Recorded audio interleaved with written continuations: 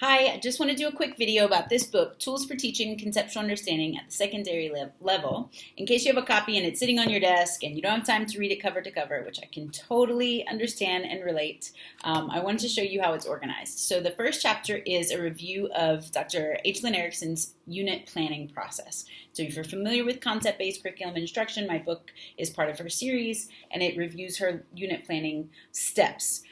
With some helpful thinking that we've added to the unit planning steps. I've also created my own version of a unit template if you want to check that out. It's available electronically on my website, which is ed2savetheworld.com. So if you just go to www.ed2savetheworld.com, you can find that unit planning template and a bunch of examples. And then chapter 2 is about setting up a thinking classroom. And so we want to make sure that our students understand it's not about right or wrong in our class, that it's about improving the quality of our thinking, improving the justification of our reasoning and the solid use of evidence in our reasoning. And so if you need some tips or strategies for that, chapter 2 is all about setting up the culture of your classroom to be a thinking classroom. Chapter 3 is about the building blocks of conceptual understanding, and that is all about concepts. And so a must visit page, in my opinion, is page 52, concept attainment. So when we introduce new concepts to students, we have to help them to understand what the critical attributes are. And so page 52, 53, 54, even on to page 55 is just a long process of thinking about concept attainment. And so you can use some of those steps to introduce a concept. You can use some the next day or even a couple days later to review the concept. Another strategy that we almost always use is on page 55, SEEI presentations. And that's something you want to do to make sure that students deeply understand what the concepts are by themselves before we start getting them to connect concepts in relationship.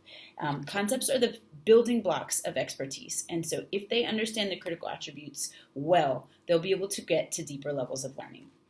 So chapter 4, I love. It's probably one of my favorite chapters. It's all about lesson planning. And so one of the lesson plan frameworks, it has 4 different lesson plan frameworks to think about. One is adapted with the workshop model.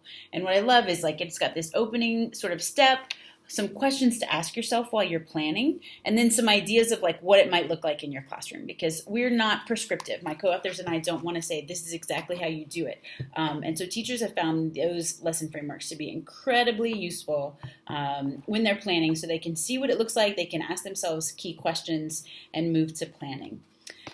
Next is chapter 5, which is the assessment chapter, written primarily by my co-author, Juliet Monkern, who's a total rock star. And it just talks about how do we assess for transfer? How do we assess students' ability to apply their learning in new situations? And so this is a pretty groundbreaking chapter that we included here. It talks about using feedback. It talks about using models, student portfolios, using student goal setting. Those are all the things that we talk about in chapter 5.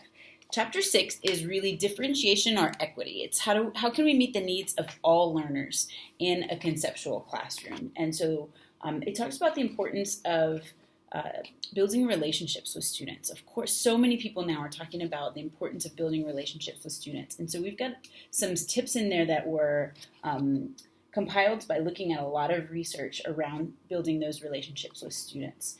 And there's also one of my favorite charts is what to do when students have a weak understanding of a concept. What if they have a misunderstanding of the conceptual relationship? It just sort of talks about students at different levels. You have a class of 20 some odd students, and they're at different levels. So that's page 130 that can share some ideas of how to deal with students at different levels in your same classroom.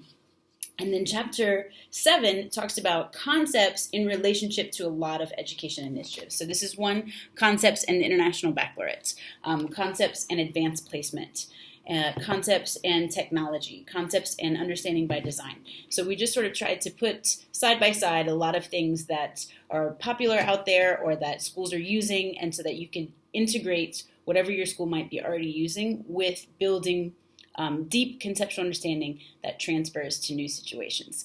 If you have any questions, please feel free to reach out to me via email, via Twitter, via my website, and I hope to hear from you. Thanks.